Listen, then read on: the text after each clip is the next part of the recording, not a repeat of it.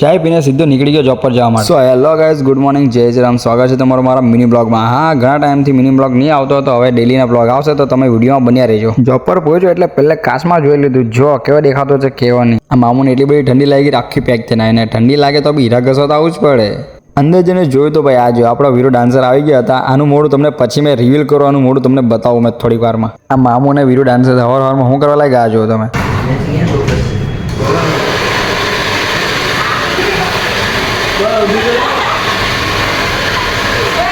ત્યારબાદ મેં બી થોડા નાટક કરી લીધા. ચાલો તો થોડુંક કામ કરી લઈએ ને. આ છે હીરો, જો પથ્થર જેવો હીરો છે. ત્યારબાદ વાગી ગયા બપોરના 12:30. જ્યાં અમે જમવા બેસે ત્યાં બહુ કચરો હતો એટલે આપણો વીરુભાઈ તો જાય કે વારવા લાગેલો હતો. એને વારવામાં એટલી શરમ લાગતી કે ખબર નહીં હું થતું. ભાઈ તો જોરમાં લાગ્યો ને બધું વારી લાગ્યું. પછી બધા જમવા બેસી ગયા. તો ચાલો પહેલા જમી લઈએ. પછી મેં ને મારો ભાઈબંધ નીકળી ગયા બહાર જવા માટે વિનાયકની દુકાન પર, લકી ગિફ્ટ શોપમાં થોડુંક કામ હતું. ત્યારબાદ થોડાક અગાડી ગયા એટલે ઘોડે ચડેલા આપણે વરાજાની એન્ટ્રી પડી ગઈ ને હા આજે તેની પથારી ફેરવા જવાની. આજે છેલ્લો દિવસ તેનો ખુશ થવાનો.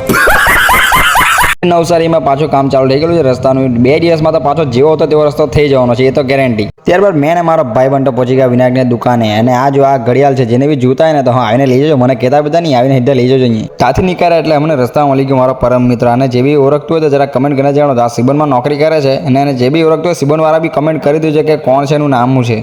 ત્યારબાદ પહોંચી ગયા જોબ પર. ને આ જોબ પર પહોંચીને શું જોયું, આ ખૂણામાં બધા ગેમ રમતા છે. જો આ 1 આ 2 ને આ તો પાછો આપણો મેનેજર છે, જાતે જ ગેમ રમતો છે. પછી બે ગયો મેં કામ કરવા માટે, કેમ કે પગાર ઓછો આવે તો પછી મજા નહીં આવે, રડવા જેવું મોડું થઈ જાય. એટલે ભાઈ કામ તો કરવું જ પડે, વધારે પગાર જોઈએ તો. ચાલો તો વાગી ગયા સાંજના 7. હવે જવાના ઘરે. આ છે માઇકલ ને આ છે મામુ. તો ચાલો હવે ઘરે ગઈને મળીએ.